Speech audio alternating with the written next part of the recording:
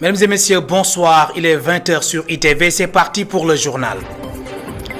À la une de l'actualité, ce soir, suite de notre série de reportages sur les 100 jours du président Bassirou Diomaye Faye au pouvoir.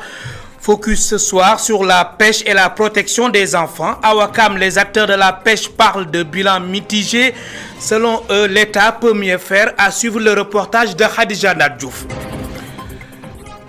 Le PEJA, projet d'employabilité des jeunes par l'apprentissage non formel, divise les artisans. Le collectif Anher l'Union s'interroge et parle de disparités concernant ce projet financé par la Banque mondiale à hauteur de 30 milliards de francs CFA. Les artisans interpellent le chef de l'État. En Guinée, la situation des droits de l'homme est alarmante. Le coordonnateur national du Forum des forces sociales dépeint un quotidien marqué par la terreur, la faim et le désespoir entre arrestations arbitraires, absence de dialogue politique et dégradation des services de base. Abdoul Sakho alerte, sa réaction à suivre dans cette édition. Enfin, la rubrique culture avec Mamadou Dieng. Comment conserver les objets dans les musées le plus longtemps possible sans qu'ils soient toxiques? C'est la grande interrogation de l'exposition intitulée Flux ramifié, esquisse de parenté, une exposition fruit d'une collaboration de 5 universités entre l'Afrique et l'Europe. Voilà pour les titres, dans un instant le développement.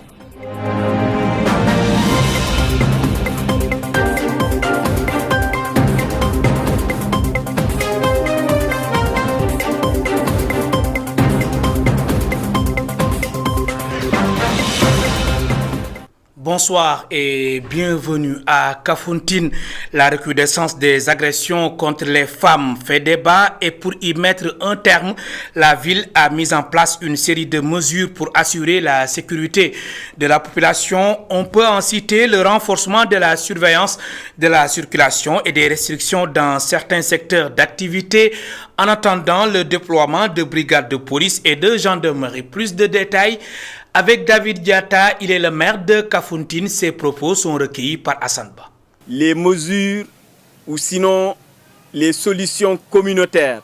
Nous avons constaté qu'il y a beaucoup de personnes venant d'horizons divers qui viennent à Kafountine sans aucune pièce d'identification. Certains passent par la mer. Nous avons préconisé, d'abord au niveau du quai de pêche de Kafountine, ceux qui sont sans papier et qui sont ici à Kafountine, nous allons demander leur expulsion de Kafountine. Au niveau des maisons, nous avons demandé aux différents délégués de quartier identifier et recenser toutes les personnes qui viennent et qui logent dans les maisons sans aucune identification. Maintenant, par rapport aux autorisations de construire, qui jusque-là ne sont pas respectées, parce qu'on ne peut pas concevoir une maison de 40 mètres carrés que juste pour des chambres de location, on y construit 75 chambres. C'est inadmissible. Les motos Jakarta, il y a ceux qui sont là pour travailler et gagner leur pain à la cire de leur front. Mais nous savons également que c'est des moyens que certains malfaiteurs utilisent pour agresser ou voler. Raison pour laquelle nous allons prendre des mesures pour l'arrêt de la circulation au niveau de Kafountine à partir de minuit, le temps que les choses se rétablissent. À l'instant, David Diatta, maire de Kafountine. Parc Lambaye, la plateforme des commerçants et artisans appelle l'État à des concertations sincères. Les opérations de déguerpissement inquiètent les commerçants. Ils dénoncent leurs conditions de travail. C'était lors d'un point de presse, le point avec Boudal Ndiaye. Le parc Lambaye est l'un des marchés où travaillent des centaines de jeunes. Si certains ont des places fixes, d'autres par contre arpentent les trottoirs pour écouler leurs marchandises. Avec l'opération de désencombrement enclenchée par l'État, ces artisans et commerçants lancent un appel au dialogue. Faire valoir par rapport à cette économie. Donc nous appelons les autorités pour leur dire de ne pas déguerpir les gens à la va-vite. Il y a des préalables qu'il faut mettre en avant. Avant de déguerpir des personnes, il faut d'abord aller sensibiliser, s'imprégner de leur situation, les recenser, les appeler pour une discussion large, les appeler pour une formation avant de pouvoir leur donner ce que vous appelez, les autorités, un financement. Parce que si vous financez quelqu'un qui n'a aucun emploi, je crois que l'argent que vous lui donnez est voué à l'échec. Donc nous les appelons sur ces cas. Les commerçants demandent à l'État de leur trouver un autre endroit où ils pourront écouler leurs marchandises sans difficulté. La discussion doit s'appuyer sur comment vous réinstaller, comment vous trouvez un lieu de travail approprié par rapport à vos exercices, comment vous trouvez aussi des moyens pour booster vos activités. Parce que c'est ça qui développe un pays. Sans quoi, nous sommes toujours et nous serons toujours des pays pauvres. Pour l'Association des artisans et commerçants du Sénégal, l'État doit appeler à la concertation pour trouver une issue heureuse à cette situation très tendue. Donc le problème reste entier et le problème ce sont les autorités qui les ont créés. Parce que celui qui travaille étant sur place, il n'a aucun problème avec nulle autre personne. Vous venez un jour, vous voulez le dégager, mais il va se révolter. Et puis il faudra se méfier. Parce que la meilleure façon de se méfier, c'est de prévenir. Mieux vaut prévenir que guérir. Il faut appeler encore une fois les gens à la discussion. Il faut appeler les gens à la concertation. S'il y a cette concertation, c'est sûr qu'il n'y aura pas de problème. Parce que le pays actuellement est stable, machallah. On a besoin de stabilité. Mais aussi, les commerçants ou bien les artisans ou bien les autres corps de métier ont aussi besoin de sérénité. Et cette sérénité-là, nous l'attendons de l'État parce que c'est l'État qui doit... Les commerçants et artisans du Sénégal prônent le dialogue et la concertation pour permettre aux marchands ambulants de continuer leur travail dans la sérénité. Boudal Ndiaye, qu'en est-il du PEJA, projet d'employabilité des jeunes par l'apprentissage non formel, un projet financé par la Banque mondiale à hauteur de 30 milliards de francs CFA. Le collectif Ànd Xeex Li Ñu Moom s'interroge et parle de disparités concernant le PEJA qui visait à former 32 000 apprentis artisans. Justement, ces artisans interpellent le président de la République. Je propose d'écouter leur porte-parole, Koumba Thiam, au micro de Mamadou Lamine Fati et Cheikh Maguette Mbaye. Il était prévu que chaque maître artisan bénéficierait d'un diplôme reconnu par l'État et un lot d'équipement d'une valeur d'1 million de francs CFA. Nous avons assisté à un travail qui a été bâclé par les responsables du PEJA. Comment peut-on donner une attestation à un apprenti qui n'a pas fini sa formation, des machines qui coûtent 150 000 francs, surfacturées à 350 000. Vous, les responsables du PEJA, l'argent qui reste des commandes, vous en faites quoi? 10 000 francs fois 8 000 mètres artisans est égal à 80 millions. Ou 20 000 francs fois 8 000 est égal à 160 millions. Nous invitons notre nouveau ministre de l'Artisanat à une concertation avec les vrais acteurs. Nous pensons que la restructuration du secteur artisanal est devenue une exigence pour son développement. Reparlons des 100 jours de Bassirou Diomaye Faye au pouvoir. La rédaction s'intéresse ce soir au secteur de la pêche. Pas de progrès significatif selon les acteurs rencontrés par notre reporter à Ouakam. Ils sont unanimes. L'État peut mieux faire, n'est-ce pas, Khadija Nadjouf?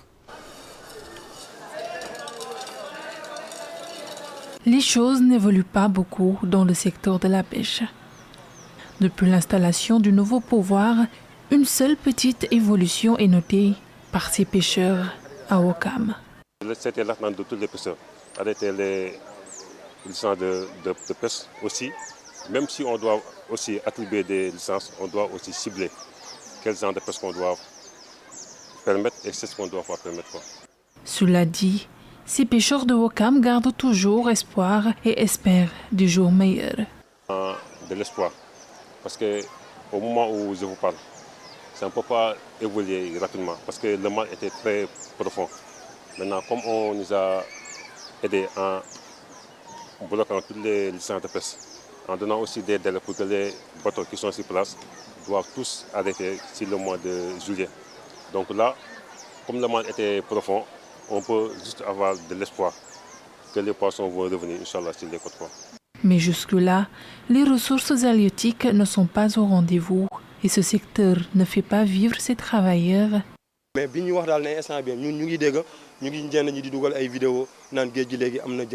on voit des vidéos circuler disant qu'il y a beaucoup de poissons en mer. Ce n'est pas ce que nous pêcheurs vivons. Nous nous en sortons à peine.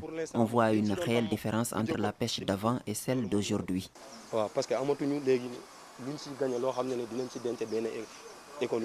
100 jours après leur élection, les nouvelles autorités du pays se sont attaquées au secteur de la pêche et de ses mots. Mais malgré la publication de la liste des navires de pêche autorisés au Sénégal, les acteurs restent toujours sur leur faim.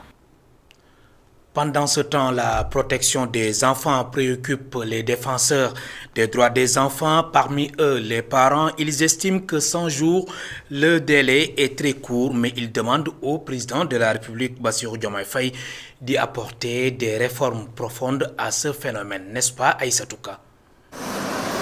Il ne décolère pas quand il évoque la situation des enfants de la rue. 100 jours du dara ci état mais tamit et puis domaine yi nga xamanteni manam dafa soxé won dafa bari de trop Sénégal manam yaram buy metti la rek fo laalon day metti lool nak pour nga ñew mën safara yépp vite fait du yomb. À Médina, certains sont en errance à la quête de pitance. Ousmane Diouf, conscient du problème, trouve que 100 jours ne suffisent pas pour régler un tel fléau. Di wax président Diomaye bi mu ñëw ak légui yagol manam 100 jours yi Sénégalais ñoo yakamti rek.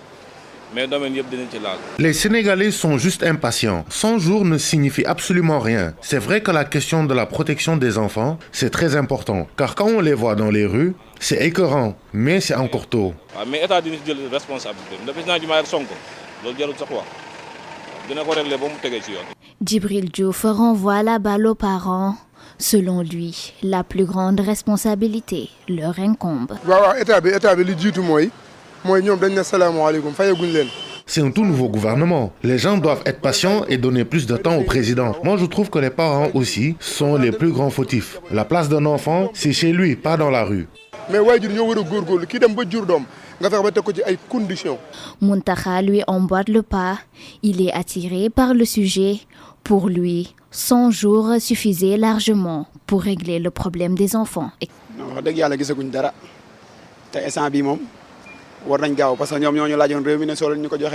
100 jours, c'est plus qu'assez. C'est le nouveau gouvernement lui-même qui avait dit qu'une fois élu, il se mettra au travail sur le champ. Donc, ils ont eu assez de temps. Le Sénégal ne fait pas d'efforts. Le Sénégal ne fait pas d'efforts quand il s'agit de la jeunesse. On dirait qu'ils oublient que ces enfants sont l'avenir du pays.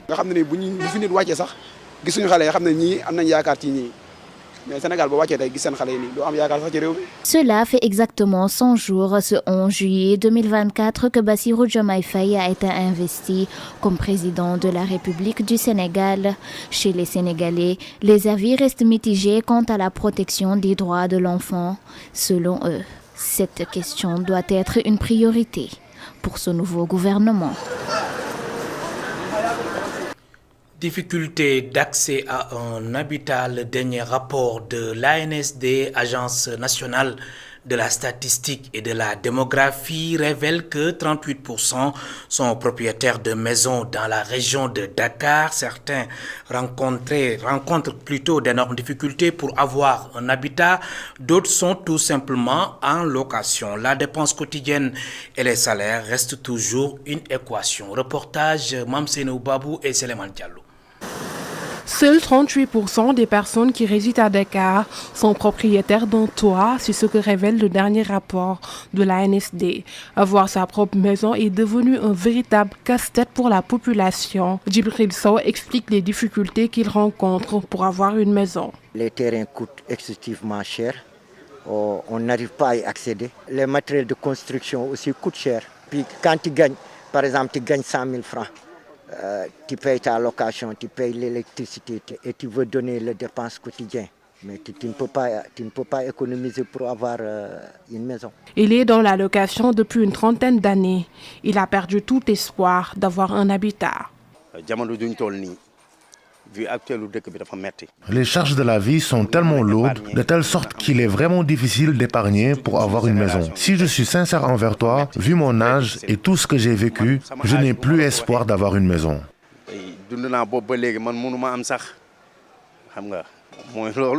Les salaires ainsi que la cherté de la vie ne permettent pas aux gens d'acheter une maison à ses yeux. Avoir une maison dans la capitale est très difficile. Les salaires que les gens gagnent permettent seulement de vivre au jour le jour. Déjà, à la SNHLM, l'apport que l'on te demande est cher. Nous n'avons plus espoir. Et tu vois une personne être propriétaire de plusieurs maisons. Près de 4 millions d'habitants dans la région de Dakar et seuls 38% sont propriétaires d'une maison. Les populations demandent aux autorités de revoir leur politique de logement social. La 38e édition de la célébration de la Journée mondiale de la population a été célébrée hier à Malicounda. Le thème de cette année est accélérer la réduction des inégalités, la santé maternelle, infantile et des personnes âgées. Voici Tening Faye, adjointe au gouverneur chargé des affaires administratives de la région de Thiès. Ses propos sont recueillis par Mountaga Kane et Momodouba. Le thème retenu pour la présente édition: accélérer la réduction des inégalités en matière de santé de la reproduction au Sénégal est un sujet d'actualité au regard de l'attention accordée aux programmes et politiques publiques en faveur de la santé en général, mais de celle de la reproduction en particulier. Mesdames et messieurs, chers invités, la santé de la reproduction englobe le bien-être général, tant physique, mental et social, relativement à tous les aspects du système reproductif. Spécifiquement, elle renvoie à la santé maternelle, infantile, celle de l'adolescent jeune, l'infécondité, la planification familiale, les cancers génitaux et mammaires, les pratiques néfastes telles que les mutilations génitales à bannir et les mariages d'enfants, la prise en charge de la SR des hommes et des personnes âgées et les MST, VIH-Sida. Ce caractère multidimensionnel de la santé de la reproduction montre toute l'importance qu'il faudra accorder à sa prise en charge adéquate pour améliorer substantiellement la santé des populations. En Guinée, la situation des droits de l'homme est alarmante. Le coordonnateur national du Forum des forces sociales de Guinée dépeint un quotidien marqué par la terreur, la faim et le désespoir entre arrestations arbitraires, absence de dialogue politique et dégradation des services de base. Abdoul Saho alerte, il est interrogé par Sophie Abba et Cheikh Ahmed Tidiane Diouf. Vous avez aujourd'hui en Guinée, les Guinéens vivent avec la terreur, la peur, la faim, l'obscurité, mais aussi le désespoir total. Quand je parle de terreur, vous allez comprendre par là, lorsque des citoyens peuvent être arrêtés nuitamment dans leur domicile et qu'ils fassent 48 heures, 72 heures, sans pour autant qu'on ne chasse la raison pour laquelle ils ont été arrêtés, moins le lieu où ils sont détenus. Vous comprendrez par là la dimension de la terreur. Et mieux encore, ce qui est grave, lorsque vous êtes dans une transition où il n'y a aucun dialogue, il n'y a aucune perspective qui se dessine vers, le retour à l'ordre constitutionnel. Surtout lorsque c'est une transition qui est issue d'un coup d'État qui avait pour raison le fait que les libertés ne sont pas respectées. Et les services sociaux de base sont en dégradation du jour au jour. Pratiquement depuis 2016, Conakry, le courant c'était 24 heures sur 24 heures. Aujourd'hui, à peine, vous avez 6 heures. Et ça aussi, il n'y a aucune logique. Vous pouvez l'avoir selon une forme aléatoire, vous pouvez avoir sans programme réel. Et parlant de la pauvreté, ça bat de l'aile.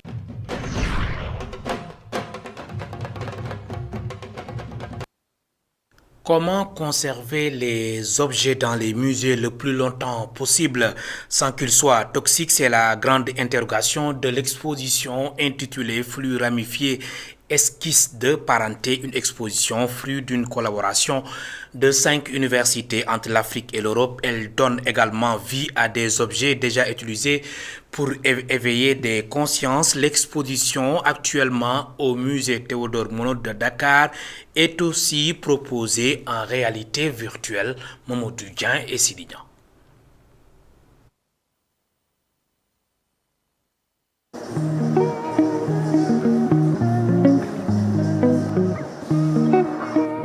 C'est une exposition de projet de recherche internationale. Elle est baptisée Flux ramifiés, esquisse de parenté. Une exposition qui s'interroge d'abord sur comment conserver les objets d'art dans les musées le plus longtemps possible. C'est d'abord une exposition qui veut montrer une certaine vérité de ce qui se passe aujourd'hui dans le monde de l'art, dans les musées notamment, et dans des problématiques rencontrées dans le milieu de la culture. C'est pas une dénonciation de quelque chose, mais c'est vraiment pour dire maintenant nous en sommes là aujourd'hui. Le propos que nous adressons a pour but de aussi créer, de se servir de ce qui s'est passé dans le passé, et notamment la question de la colonisation, qui est très importante dans cette exposition, et de pouvoir en fait finalement avancer et créer, proposer des nouvelles initiatives, des nouvelles alternatives pour créer un autre futur du musée, de l'art et de la culture en général.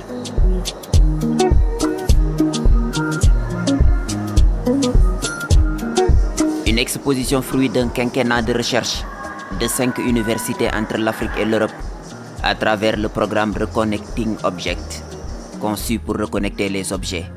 Les artistes ont travaillé indépendamment sous la supervision des universités, mais des travaux qui ont un lien. Le mot lien est un mot clé.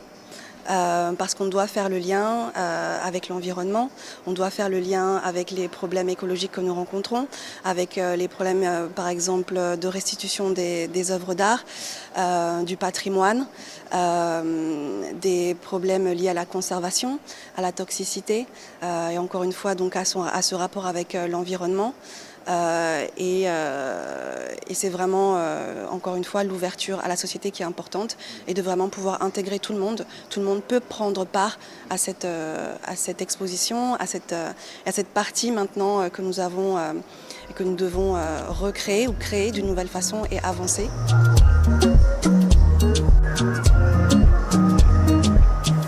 Une exposition de 8 pavillons, des modules ludiques, didactiques, écologiques, proposés aux visiteurs. Cette exposition a donné vie à des matériaux déjà utilisés pour éveiller des consciences, comme ici, au pavillon Sénégal. Derrière moi, une magnifique installation de l'artiste Fally Senesso qui nous propose une miniature de Colobane, du quartier de Colobane, qui nous apprend par cette installation que nous pouvons nous servir de la récupération qui est effectivement très en vogue aujourd'hui, mais qui a un réel sens et une réelle valeur. Et c'est directement en lien avec ces deux autres parties, cet atelier de recherche par Rossila Goussanou qui nous pose la question en fait, quel est le futur de ces objets? Est-ce qu'ils vont plus tard se retrouver dans une fosse ou dans une poubelle, dans une décharge? Donc pour éviter ça, est-ce qu'on peut se poser aussi des questions dès à présent sur le devenir de ces œuvres d'art, sur la surproduction aussi, comment nous pouvons faire, quelles initiatives nous pouvons prendre ou proposer. Une exposition à contempler aussi virtuellement grâce au talent de ce jeune artiste vidéaste. Dans son espace, Alioune Thiam propose des démonstrations de réalité virtuelle. En fait, ici, c'est un espace dans lequel je donne la possibilité, cette fois-ci aux visiteurs qui viennent nous voir, de pouvoir mettre un casque de réalité virtuelle et de pouvoir en fait découvrir à travers le concept de Rossila Goussanou, qui est architecte et docteur en anthropologie, en fait, qui réfléchi sur la question de l'accumulation et de transmission des objets. Il m'a demandé d'imaginer ce que pourrait être cet espace du musée Théodore Monod dans lequel nous sommes et de l'imaginer dans quelques décennies, quelques années, ce que ce musée-là, en fait, cet espace pourrait devenir. Flux ramifiés, esquisses de parenté. Une exposition à contempler au musée Théodore Monod de Dakar jusqu'au 15 septembre.